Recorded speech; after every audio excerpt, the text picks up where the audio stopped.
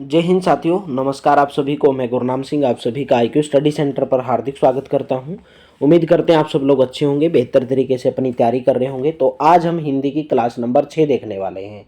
कल मैंने आपको उपसर्ग का क्लास नंबर 5 के अंदर डिटेल के अंदर करवाया था कि क्या उपसर्ग होते हैं, कितने प्रकार के होते हैं, कैसे क्वेश्चन पूछे जा सकते हैं। कल डिटेल में आपको पढ़ाया था। पहले दिन मैं आपको एक चैप्टर करवाता हूं जैसे उपसर्ग, उसको डिटेल में बताता हूं, फिर अगले दिन उसके ऊपर MCQ जो एग्जाम के अंदर पूछे गए हैं वही आपको करवाता हूं। ठीक है, तो आज हम MCQ क्वेश्चन कल आपको डिटेल में करवाए, आज हम उपसर्ग के MCQ क्वेश्चन करेंगे जो प्रीवियस ईयर के अंदर पूछे गए हैं। और आप इस नंबर पर संपर्क करके व्हाट्सएप मैसेज करके 88 130 58 810, ठीक है, इस नंबर पर आप मैसेज करेंगे 88 130 58 810। 100 रुपये में PDF है जिसके अंदर एक हिंदी की है पूरी की पूरी प्रीवियस ईयर एग्जाम की, एक हरियाणा जी के कंप्यूटर साइंस, एक आपका मैथ और रीजनिंग की है। यानी कि 30 रुपये में हरियाणा जी के कंप्यूटर साइंस, 30 रुपये में आपको मैथ और रीजनिंग, और 30 रुपये में हरियाणा जी के कंप्यूटर साइंस और आपका इंडिया जी के सब इंक्लूड है, और 40 रुपये में हिंदी वाली PDF है। तो आप इस नंबर पर आप संपर्क करके मेरे दोस्तों व्हाट्सअप करके प्राप्त कर सकते हैं। तो चलिए सेशन की शुरुआत करेंगे और डेली क्लास को ज्वाइन करते रहना। डेली सुबह 9:30 बजे हरियाणा जी के, डेली सुबह 11 बजे मैथ की क्लास, दोपहर को 12 बजे हिंदी और दोपहर को 1 बजे रीजनिंग की क्लास। डेली रात को 9 से 10 हरियाणा जी के लाइव क्लास चलती है और रात को 10 से 11 इंडिया जीके की लाइव क्लास चलती है। अगर चैनल पर पहली बार है दोस्तों, चैनल को सब्सक्राइब करेंगे, बेल आइकन पर क्लिक करेंगे, हर वीडियो की नोटिफिकेशन आपको टाइम से मिलती रहेगी। तो चलिए सेशन की शुरुआत करेंगे। प्रश्न पूछे गए हैं, सम उपसर्ग से बना है। सम जो है सम उपसर्ग से बना है। संयोग, सुक्रम, स्वयंसेवक, सनातन। यानी कि आपको इन वर्ड में से बताना है कि सम उपसर्ग किसके अंदर है। सम उपसर्ग का किसके अंदर उपयोग किया गया है। तो सम उपसर्ग का अगर प्रयोग किया गया तो संयोग के अंदर। ठीक है, संयोग के अंदर कौन सा उपसर्ग होगा? सम उपसर्ग होगा, यानी कि पहला ऑप्शन करेक्ट रहेगा। प्रीवियस ईयर एग्जाम के अंदर पूछे गए क्वेश्चन है, वेरी इंपॉर्टेंट क्वेश्चन है। अल किस भाषा का उपसर्ग है? अल हिंदी का, उर्दू का, फारसी का या अरबी का? जो अल शब्द है, अल जो है किस भाषा का उपसर्ग है? यानी कि जैसे बोलते हैं ना अलपता, ठीक है, अलपता बोलते हैं, या बोल दो भाई, क्या बोलोगे, अलंकार बोल दो, अलंकार, अल उपसर्ग से बना अलंकार, ठीक है, या बोल दो भाई, क्या बोलते हो, अलंकार है, अलपता बोल दो, अलंकार बोल दो, और भी बहुत सारे वर्ड बनते हैं। तो अल किस भाषा का उपसर्ग है? तो अल जो है अरबी भाषा का उपसर्ग है, अरबी भाषा का। मैंने आपको बताया उपसर्ग अरबी, हिंदी, संस्कृत और फारसी, ठीक है, इन भाषाओं के जो हैं उपसर्ग हिंदी के अंदर यूज किए जाते हैं। नादान में ना उपसर्ग किस भाषा से आया है? हिंदी भाषा से, उर्दू से, फारसी से या संस्कृत से? तो कौन सी भाषा से आया है? नादान में ना उपसर्ग होता है और ये भाषा से आया है, फारसी भाषा से। केवल आपको क्वेश्चन के ऊपर ही फोकस नहीं करना है, आपको पूरा का पूरा देखना है। हो सकता है आपको एग्जाम के अंदर पूछ ले नादान में कौन सा उपसर्ग है, तो आप बोलोगे ना उपसर्ग है। हो सकता है एग्जाम में पूछ ले कि ना उपसर्ग से कौन सा वर्ड बना है, तो ऑप्शन दिए हुए मिलेंगे तो उसमें एक नादान मिलेगा तो नादान टिक कर दोगे। आपसे ऐसे पूछ सकता है जहां पर अभी ये क्वेश्चन पूछा गया, ठीक है, किसी भी तरीके से पूछ सकता है। आपको हर स्थिति में, हर परिस्थिति में तैयार रहना है। बदबू में कौन सा उपसर्ग प्रयुक्त हुआ है? बदबू के अंदर बै, बद, बे या बा? तो कौन सा उपसर्ग हुआ? बै उपसर्ग, बद उपसर्ग। बी ऑप्शन करेक्ट रहेगा। और आपको बताना लास्ट में आपने कितना स्कोर किया है। सभी वीडियो को ध्यान से देखा करो, अच्छे से पढ़ा करो, प्रैक्टिस किया करो। 49 में कौन सा उपसर्ग है? 49, यानी कि जो आपका 49 हिंदी के अंदर 49 बोलते हैं, तो 49 में कौन सा उपसर्ग आपको बताना। 49 में उन उपसर्ग है, कौन सा है? उन उपसर्ग। नेक्स्ट है, निम्नलिखित में से किस शब्द में उपसर्ग नहीं लगा है? इसमें से बताना कि कौन से शब्द के अंदर उपसर्ग नहीं लगा है। तो उपसर्ग कौन से शब्द के अंदर नहीं लगा है? अधिशासी, अधिशासी में अधि उपसर्ग लगा है। प्रशंसा में पर उपसर्ग लगा है। अधिशासी में अधिक उपसर्ग है, विनाश में वी उपसर्ग लगा है, तो प्रत्याशा में कोई भी उपसर्ग नहीं लगा है। ठीक है, प्रत्याशा के अंदर कोई भी उपसर्ग नहीं लगा है, तो आपका ऑप्शन नंबर डी करेक्ट हो जाएगा। प्रत्याशा में कोई उपसर्ग नहीं है। मोस्ट इंपोर्टेंट क्वेश्चन है। नेक्स्ट है, क्रय शब्द में कौन सा उपसर्ग लगाने से उसका अर्थ विपरीत हो जाता है? क्रय शब्द में कौन सा उपसर्ग लगाने से उसका अर्थ विपरीत हो जाता है? क्रयनन, ठीक है, अनक्रय, आक्रय, परक्रय या विक्रय। भाई कौन सा उपसर्ग लगाओगे?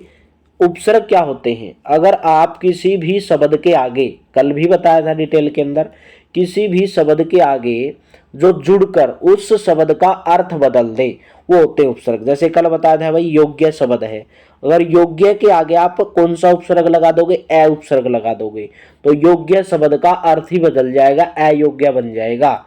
ठीक है, तो उसी प्रकार आपको पता है क्रय शब्द के आगे आप कौन सा उपसर्ग लगाओगे कि जिससे उसका क्या बदल जाए? अर्थ बदल जाए। क्रय और क्या लगा दोगे? विक्रय। क्रय क्या होता है? खरीदना, विक्रय क्या होता है? बेचना। तो इसका शब्द अर्थ बदल गया, तो ऑप्शन नंबर डी।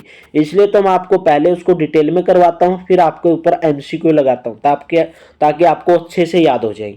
उज्ज्वल में कौन सा उपसर्ग है? उज्ज्वल के अंदर उज उपसर्ग है, उपसर्ग है, उप उपसर्ग है। कल भी बताया था उज्ज्वल के अंदर, उज्ज्वल के अंदर उत उपसर्ग है। कौन सा उपसर्ग है? उत उपसर्ग है, उत। ठीक है, जैसे उच्चारण के अंदर था ना, उच्चारण, उच्चारण, उच्चारण के अंदर कौन सा उपसर्ग था? उत उपसर्ग था, तो उसी प्रकार उज्ज्वल में उत उपसर्ग होगा। नेक्स्ट है, उज्ज्वल में कौन सा उपसर्ग है? उज्ज्वल में वैसे उज उपसर्ग होगा भाई, पहला ऑप्शन। ये उत जो उपसर्ग होगा ये उच्चारण के अंदर है। ठीक है, उज्ज्वल में उज उपसर्ग होगा। कौन सा होगा? उज। अच्छे से याद करेंगे। परिमाप में उपसर्ग बताना है कि कौन सा होगा? परि, पै, पर या परा। तो परिमाप में कौन सा होगा? परि उपसर्ग होगा। बार बार बोलता हूं, उपसर्ग वही होते हैं जो किसी शब्द के आगे लगकर उसका अर्थ बदल दें, उनको उपसर्ग कहा जाता है। नेक्स्ट है प्रख्यात। प्रख्यात में उपसर्ग बताना कौन सा होगा? पर, परि या परा। तो प्रख्यात में कौन सा होगा? प्रख्यात। देखिए पै नीचे रै लगा है, तो प्रख्यात में पर उपसर्ग होगा, ऑप्शन नंबर बी। नेक्स्ट है बेइंसाफी। बेइंसाफी में उपसर्ग बताना कौन सा यूज हुआ है? भाई देखिए इंसाफी, एक होता है इंसाफी, आप याद करो, ऐसे बताया भाई। ऐसे ऐसे वर्ड को तोड़ के देख लिया करो, अगर आपको पता ना चले ना तो वर्ड को तोड़ के आप देख लिया करो। ठीक है, वर्ड को तोड़कर देख लिया करो। तो जैसे इंसाफी वर्ड तो आपको पता है, तो इंसाफी के आगे अगर बे लगा दूं, क्या लगा दूं? बे, तो बेइंसाफी हो जाएगा, बेइंसाफी हो जाएगा। तो वर्ड बदल गया, तो ऑप्शन नंबर डी करेक्ट रहेगा। वो इसलिए बोला परिभाषा याद करनी जरूरी है। उपसर्ग वो शब्द होते हैं जो किसी शब्द के आगे लगकर उसका अर्थ बदल दें। निम्नलिखित में से उपसर्ग रहित शब्द बताना है जिसके अंदर किसी भी उपसर्ग का प्रयोग नहीं हुआ है। जैसे कुलीन है, कुलीन। सुदर्शन, ठीक है। विनम्रता, निर्बल। तो निर्बल के अंदर क्या उपसर्ग यूज हुआ है? बिल्कुल हुआ है, नी उपसर्ग यूज हुआ है, नी उपसर्ग। ठीक है, सुदर्शन में दर्शन, दर्शन के आगे सु लग गया, तो ये इसने बदल दिया इसकी परिभाषा, तो उपसर्ग हुआ है। नम्रता, नम्रता के आगे वी लग गया, विनम्रता बन गया। ठीक है, तो क्या इनमें से उपसर्ग रहित शब्द बताना है, तो कौन सा होगा उपसर्ग रहित? कुलीन हो गया। क्या हो गया? कुलीन। ठीक है, लीन और कुलीन। तो लीन कोई शब्द नहीं है, तो पूरा का पूरा शब्द है कुलीन ही बनता है। ठीक है, कुलीन के आगे आप कुछ भी लगाओगे तो इसका अर्थ जो है चेंज नहीं होगा, तो कुलीन जो है एक उपसर्ग रहित शब्द है। ठीक है, चलिए नेक्स्ट है, कौन सा उपसर्ग आचार शब्द से पहले लगकर उसका अर्थ जुलम हो जाता है? कौन सा उपसर्ग आचार शब्द से पहले, आचार से पहले कौन सा उपसर्ग लगाओगे कि उसका अर्थ जुलम बन जाता है? जुलम। अनआचार नहीं, निराचार, अति आचार या दुराचार। बताओ भाई कौन सा लगाओगे? क्वेश्चन नंबर 13 का क्या लगाओगे? अत्याचार नहीं, अत्याचार बिल्कुल। देखिए अगर आप आचार के अंदर अति, अति उपसर्ग लगाओगे तो क्या बन जाएगा? अत्याचार। क्या बन जाएगा? अत्याचार। और अत्याचार का मतलब क्या होता है? जुल्म करना। ऑप्शन नंबर सी। नेक्स्ट है, निम्नलिखित में से किस शब्द में उपसर्ग का प्रयोग हुआ है? उपसर्ग का प्रयोग किसमें? अगर आपको समझ में नहीं आ रहा ना, एक बार थोड़ा सा सोचोगे तो आपको इजीली समझ में आ जाएगा। उपसर्ग का, निम्न में से किस शब्द में उपसर्ग का प्रयोग है? विकास, विवाद, सुंदर या भारतीय। तो इसके अंदर बताना है कौन से शब्द के अंदर उपसर्ग का प्रयोग है। भाई विकास बोलते हैं ना, विकास। विकास से, विकास अपने आप में एक शब्द है। विकास, विकास किसी का नाम भी होता है, या विकास किसी चीज का विकास करना। ठीक है, विकास के आप आगे कोई भी उपसर्ग नहीं लगा है विकास में, क्योंकि कास कोई वर्ड ही नहीं होता है। सुंदर, सुंदर अपने आप में एक वर्ड है। ठीक है, तो उसी प्रकार आपने सुना होगा वाद विवाद, सुना है कि नहीं सुना है?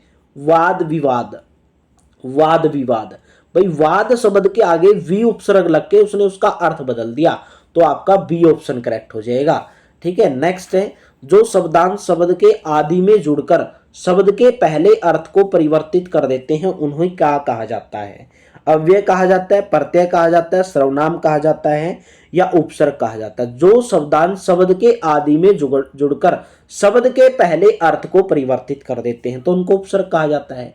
ये परिभाषा दे दी उपसर्ग की, ऑप्शन नंबर डी। ठीक है, नेक्स्ट है, गमन शब्द को विपरीतार्थक बनाने के लिए आप किस उपसर्ग का प्रयोग करेंगे?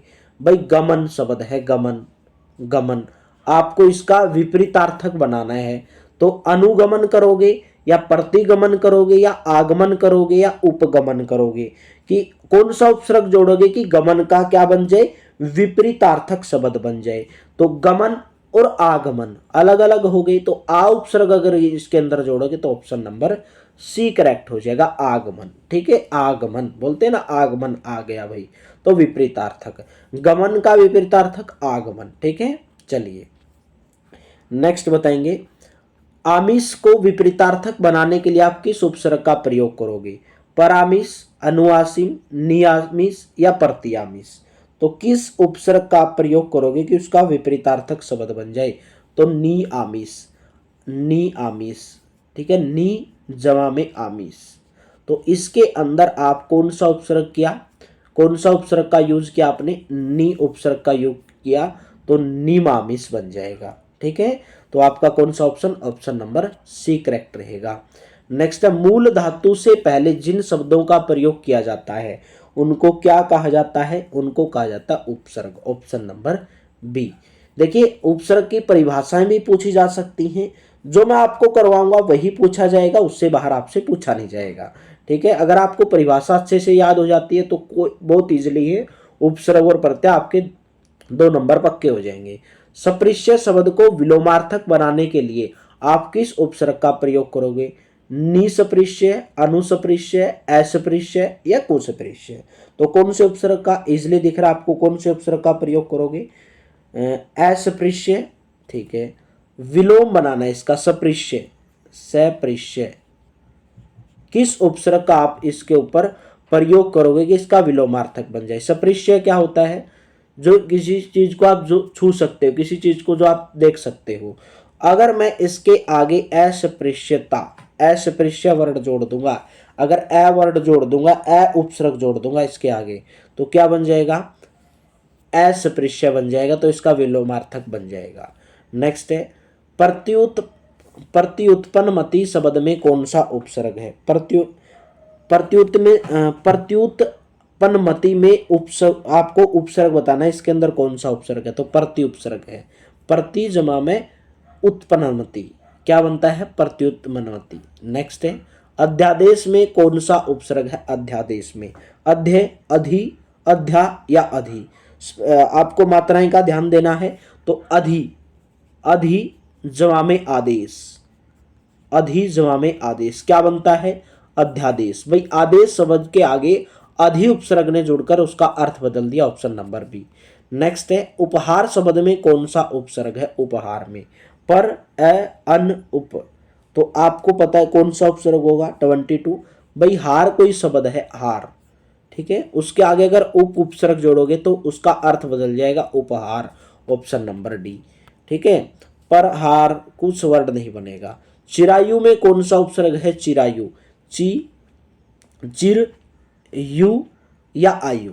तो इसके अंदर उपसर्ग बताना आपको कौन सा उपसर्ग होगा। देखिए भाई, आपको पता है चिर जमा में आयु, चिर जमा में आयु क्या बनता है? चिरायु। ठीक है, तो आयु वर्ड के आगे, आयु शब्द के आगे चिर उपसर्ग अगर जोड़ दिया जाए तो चिरायु बनेगा और उसका अर्थ चेंज हो जाएगा। वही तो उपसर्ग होते हैं जो किसी शब्द के आगे लगकर उसका अर्थ बदल दें, वही होते हैं उपसर्ग। संस्कार शब्द में किस उपसर्ग का प्रयोग किया गया है? तो संस्कार शब्द में किस उपसर्ग का? सम उपसर्ग का। ठीक है, सम जमा में आकार, संस्कार। ठीक है, तो आपका ऑप्शन नंबर ए, आकार शब्द के आगे अगर सम लगा दोगे तो संस्कार बन जाएगा। नेक्स्ट, अनुवाद में प्रयुक्त उपसर्ग बताना है। अनुवाद में अ, अव, अन या अनु, बताओ कौन सा उपसर्ग है? एक तो वाद के आगे एक विवाद भी बन सकता है, वि उपसर्ग भी लगता है विवाद के आगे। और कौन सा लग सकता है? लेकिन यहाँ पर वी वाला नहीं दिया, दूसरा दिया है, तो ऑप्शन नंबर डी। ठीक है, अनुवाद, एक होता है वाद, एक होता है अनुवाद, किसी चीज का अनुवाद करना। ठीक है, तो उसका अर्थ चेंज हो जाता है। बस आपको, अगर वही बोल रहा हूं मैं, जो डिटेल में करवाता हूं पहले दिन, कोई भी चैप्टर अगर मैं आपको करवाऊंगा तो पहले दिन आपको उसको डिटेल में करवाऊंगा, फिर आपको उसके ऊपर एमसीक्यू लगाएंगे जो प्रीवियस ईयर के अंदर पूछे गए हैं। अगर आप डिटेल में नहीं करोगे तो आपको अच्छे से समझ में नहीं आएगा, इसलिए बोलता हूं हर क्लास आपको इंपॉर्टेंट है। निम्नलिखित में से उपसर्ग रहित शब्द बताना है कौन सा है? अनुवाद, अनु में तो लगा है, अभी अभी हमने किया है, अनु में तो उपसर्ग लगा है भाई। ठीक है, पराजय में तो लगा है भाई, पर उपसर्ग लगा है। ठीक है, प्रभाव में भी लगा पर उपसर्ग। ओढ़ना, ओढ़ना में कोई उपसर्ग नहीं लगा, क्योंकि ओढ़ना के आगे, जैसे ढना शब्द है, ढना, क्या ढना कोई शब्द है? नहीं, तो इसके आगे, ओढ़ना के आगे अगर आप कुछ जोड़ा गया तो इसके अंदर किसी भी उपसर्ग का प्रयोग नहीं किया, क्योंकि ओढ़ना अपने आप में एक शब्द है, एक शब्द है ये, इसके आगे कोई उपसर्ग नहीं जोड़ा गया कि इसका वर्ड चेंज हो गया हो। जैसे प्राज्य है, ठीक है, पर जमा में अजय, प्राज्य, पराजमा में जय, प्राज्य, एक तो जय हो गई, एक पराजय हो गई। प्रभाव, भाव शब्द के आगे पर जोड़ दिया, प्रभाव बन गया। अनुवाद, वाद शब्द के आगे अनु जोड़ दिया, अनुवाद बन गया। भाई ये वर्ड हैं, मीनिंग लिखना चाहिए कुछ ना कुछ। जैसे वाद है, वाद विवाद सुना आपने, उसका मीनिंग कुछ ना कुछ निकलना चाहिए और उसके आगे उपसर्ग जोड़ा जाना चाहिए। ओढ़ना अपने आप में शब्द है। नेक्स्ट है, निम्नलिखित में से उपसर्ग रहित शब्द बताना है। सुयोग, योग, योग के आगे सु जोड़ दिया तो सुयोग बन गया, तो सु उपसर्ग जोड़ा गया है। विदेश, देश के आगे भी उपसर्ग जोड़ गया, विदेश बन गया।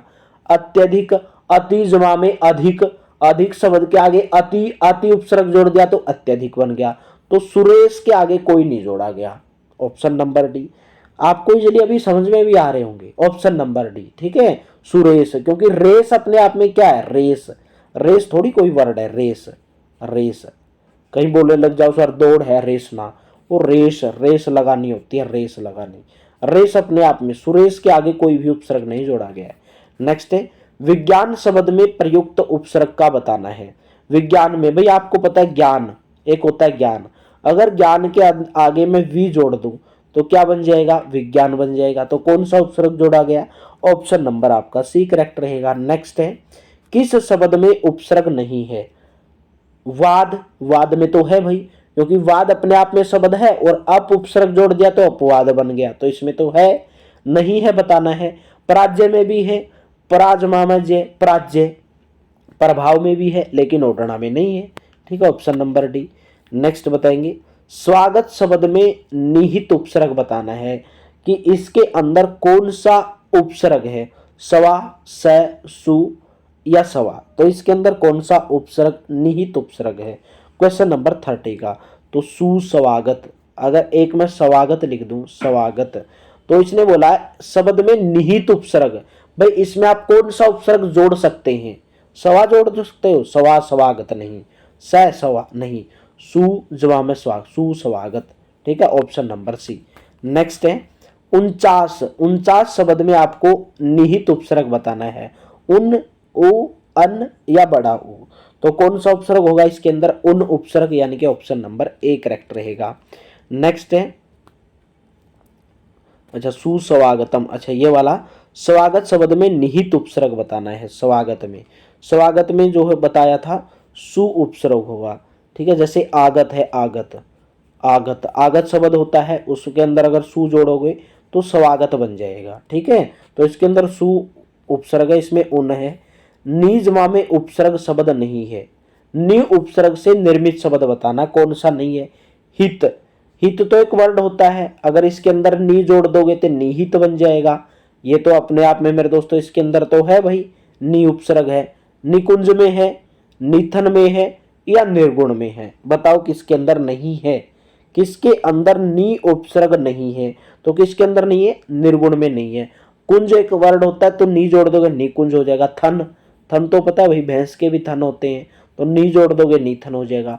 निर्गुण, निर्गुण जो है अपने आप में एक शब्द है, इसके अंदर कोई भी उपसर्ग नहीं जोड़ा गया, ठीक है। इसके अंदर कोई भी क्या नहीं जोड़ा गया, उपसर्ग नहीं जोड़ा गया, इसके अंदर कोई भी नहीं जोड़ा गया। नेक्स्ट है, इसके अंदर अगर जोड़ा गया है, ठीक है, इसके अंदर निही उपसर्ग जोड़ा गया, निही वाला, निही जो हमें गुण निर्गुण आप बोल सकते हैं, निही उपसर्ग वाला, ठीक है, ये उपसर्ग, लेकिन ये नहीं जोड़ा गया। नेक्स्ट है, निर उपसर्ग से निर्मित शब्द नहीं है। निर्दोष, दोष से, दोष के आगे निर जोड़ दोगे तो निर्दोष बन जाएगा, ठीक है। जन, जन के आगे नी जोड़ दोगे निर्जन बन जाएगा। अगर जन के आगे निर जोड़ दोगे तो निर्जन बन जाएगा, ठीक है। निर्दोष, दोष के आगे अगर निर जोड़ दोगे तो निर्दोष बन जाएगा। निर्देश, देश के आगे अगर निर जोड़ दोगे तो निर्देश बन जाएगा। निरंजन नहीं बनेगा, ऑप्शन नंबर डी, इसके अंदर कोई उपसर्ग निर उपसर्ग नहीं है। नेक्स्ट है, अवचेतन शब्द में निहित उपसर्ग बताना है। एक होता है चेतन, चेतन, चेतन के आगे क्या जोड़ेंगे कि इसका क्या बन जाए, चेंज हो जाए, तो अव जोड़ दोगे तो अवचेतन बन जाएगा, ऑप्शन नंबर बी करेक्ट हो जाएगा। नेक्स्ट क्वेश्चन, उद्घाटन शब्द में निहित उपसर्ग बताना है कि उद्घाटन में कौन सा उपसर्ग है। उद है, उ है, अन है, उ है। ये आपका होमवर्क के रूप में क्वेश्चन है, ठीक है। उम्मीद करता हूं आपको पूरी की पूरी क्लास समझ में आई होगी, अच्छे से समझ में आई होगी। अगर आपको बेहतर लगी, अच्छी लगी तो क्लास को लाइक जरूर कर देना, शेयर जरूर कर देना। चैनल पर पहली बार है दोस्तों, चैनल को सब्सक्राइब जरूर कर देना और होमवर्क का आंसर जरूर बता देना। अभी आप बताएंगे, एक बार पक्का डाउट बताएंगे कि जो मैं क्लासेस करवाता हूं, जैसे आज चैप्टर करवाया एमसीक्यू, इससे पहले आपको करवाया डिटेल के अंदर, ऐसे ही चलने दें या सीधा एमसीक्यू करवाएं। सीधा एमसीक्यू करवाऊंगा तो आपको अच्छे से याद नहीं होंगे, ठीक है। अगर आपको उस चीज़ के बारे में, टॉपिक के बारे में परिभाषा पता नहीं होगी तो आप कैसे कर पाओगे, ठीक है। तो आपको पहले परिभाषा के बारे में, पूरा डिटेल के बारे में जानना जरूरी है, उसके बाद उसके ऊपर एमसीक्यू लगाना जरूरी है, आपको अच्छे से याद हो जाएंगे, ठीक है। तो इस नंबर पर आप व्हाट्सअप करके 100 रुपये वाली जो है पीडीएफ प्राप्त कर सकते हैं। ऑनलाइन पेमेंट करके 100 रुपये में आपको सैंपल भेजा जाएगा, अगर अच्छी लगती तो आप प्राप्त कर सकते हैं। तो थैंक यू, आप सभी का बहुत बहुत धन्यवाद। मिलते हैं नेक्स्ट वीडियो के अंदर।